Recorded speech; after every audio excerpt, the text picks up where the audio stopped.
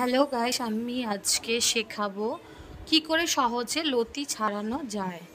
একদম ফার্স্ট লতি ছাড়ানো হয়ে যাবে। একটা ছুরি নেবেন, আর যেদিন কিনে নিয়ে আসবেন সেদিনই করবেন, তাহলে ভালো হবে। এই যে দেখতেই পাচ্ছেন একটা ছুরি, এইটা দিয়ে ছুরির ধার যেদিকে আছে সেদিক দিয়ে এরম টানবেন লতিটাকে। এরম টানতে টানতে কি হবে, খোসাগুলো দেখতেই পাচ্ছেন অতি সহজে উঠে আসছে।